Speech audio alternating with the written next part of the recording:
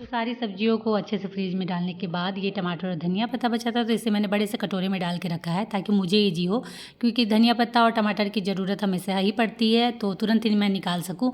और प्लास्टिक में इसलिए नहीं रखती हूँ क्योंकि अंदर अंदर छोटे जो टमाटर होते हैं ना वो बहुत ज़्यादा गल जाते हैं तो पता भी नहीं चलता, और गर्मियों में तो खासकर, तो इसलिए मैंने इसे बड़े से कटोरे में डाल दिया है। और उसके बाद आलू थोड़े बहुत झोले में पड़े हुए और प्याज, तो प्याज को मैंने टोकरी में रख दिया, आलू को मैंने निकाल लिया है कटोरे में, क्योंकि अभी कुछ समझ में आ नहीं रहा था क्या सब्जी बनाऊंगी तो फिर मैंने सोचा कि भुंजिया ही बना देती हूँ। दोपहर में कुछ देखती हूँ सब्जी के लिए, अभी मॉर्निंग में नाश्ते में भुंजिया बना देती हूँ, लेकिन चलिए नाश्ता बनाएंगे बाद में, उससे पहले अभी कर लेते हैं घर की थोड़ी सी साफ़ सफाई।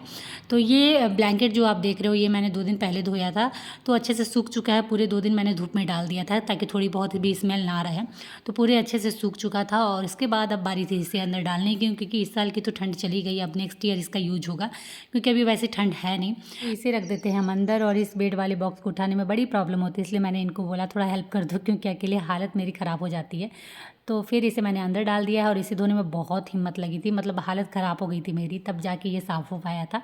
तो एक काम हो गया था मेरा, तो अब चलिए चलते हैं क्लीनिंग स्टार्ट करते हैं। तो जब मैं इस रूम में आई हूँ तो इसी रूम से अपने क्लीनिंग स्टार्ट करती हूँ। तो कपड़े आप देख सकते हो बच्चों के जहाँ तहाँ पड़े हुए हैं, तो सबसे पहले इसे मैंने साइड किया, जो धोने वाले थे उसे धुलने के लिए डाल दिया है, मतलब साइड रख दिया है, और जो कपड़े अंदर डालने थे वो अंदर डाल दिए हैं। और उसके बाद ये है मेरा बेड जो काफ़ी बिखरा हुआ है, तो इसे चलिए थोड़ा वॉश सेट कर देते हैं, बेडशीट को अच्छे से झाड़ देते हैं। तो बेडशीट को मैंने अच्छे से चारों तरफ से झाड़ दिया और चारों तरफ से अच्छे से इसे लॉक कर दे रही हूँ ताकि बच्चे अगर चढ़े कूदे तो भी ये बेडशीट ख़राब ना हो।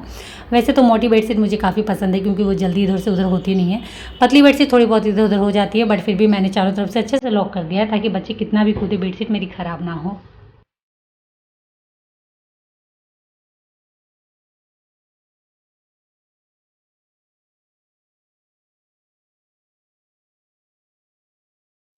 तो बेडशीट को अच्छे से झाड़ने के बाद बेडशीट बिछा लिया, पिलो को दे दिया और कुशन भी साथ साथ दे दिया, और उसके बाद बेड रनर जो था हमारा जो बेड के सामने रहता है उसे भी मैंने एक बार झाड़ लिया, क्योंकि सही मानिए जब इसे झाड़ते हैं ना तब जो फ्लोर पे डस्ट गिरते हैं ना तब पता चलता है कि इसके अंदर कितनी डस्ट होती है। तो वो मैंने साफ़ कर लिया, और उसके बाद थी ड्रेसिंग यूनिट की बारी, जो कि बहुत बिखरा हुआ रहता है, क्रीम व्रीम सभी यूज करते हैं तो सब इधर उधर पड़ा हुआ रहता है, तो इसे एक बार अच्छे से सेट कर देते ताकि देखने में ऑर्गेनाइज और अच्छा सा लगे।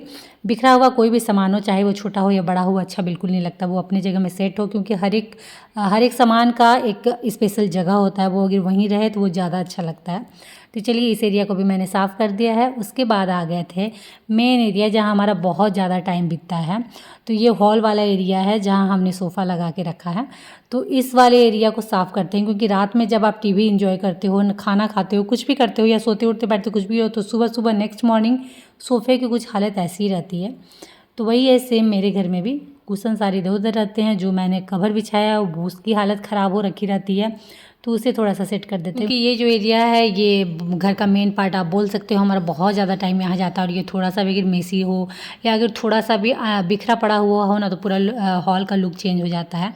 तो इसीलिए इस एरिया को बहुत ज़्यादा ध्यान देने की ज़रूरत होती है मुझे, और साफ़ सुथरा रखने के भी बच्चे हैं तो वो उठते बैठते इधर उधर करते थोड़ा बहुत गंदा कर ही देते हैं, बट फिर भी मैं कोशिश करती हूँ कि अपनी तरफ से इसे अच्छे से सेट करके रखूँ। तो चलिए ये भी हो गया सेट मेरा, और ये सब करने में 10 मिनट से ज़्यादा बिल्कुल नहीं लगते हैं, क्योंकि ये आपकी डेली की चीज़ें हैं, आप इसे डेली करते हो, ऐसा नहीं है कि आप इसे वीकली कर रहे हो या महीने में एक बार कर रहे हो तो ज़्यादा टाइम लगेगा।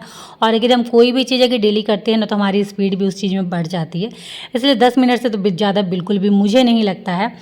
तो चलिए ये सब चीज़ मैंने अरेंज कर दिया है। उसके बाद जब सब अरेंज हो ही गया है तो चलिए डस्टिंग भी कर लेते हैं। तो डस्टिंग के लिए मैंने अपना कोलिन उठाया, क्योंकि कोलिन मुझे बहुत ज़्यादा पसंद है और मैं उससे पूरी तरीके से सेटिस्फाइड रहती हूँ कि अच्छे से घर मेरा साफ़ हो गया, डस्टिंग अच्छे से घर की हो गई है। तो कोलिन मैंने लिया है, और उसके बाद एक बार सारे फर्नीचर या जो भी थोड़े बहुत डेकोर के आइटम हैं उन पर एक बार हाथ घुमा देती हूँ ताकि वो और ज़्यादा चकचका जाए, ताकि घर मेरा और ज़्यादा खूबसूरत दिखे और ज़्यादा सुंदर दिखे। क्योंकि किसी का भी घर हो, छोटा हो या बड़ा हो, उनकी एक ही ख्वाहिश रहती है कि घर उनका हमेशा साफ़ सुथरा चमकदार दिखे, जिससे उन्हें पॉजिटिव एनर्जी आए, और घर अगर साफ़ सुथरा है तो काम करने में भी बड़ा मन लगता है। और सबसे बड़ी बात, आपने जो सुबह थोड़ा सा 10-15 मिनट जो भी टाइम दिया है अपने घर को, उसका रिजल्ट देखने के बाद आप पूरा दिन खुश रहने वाले हो।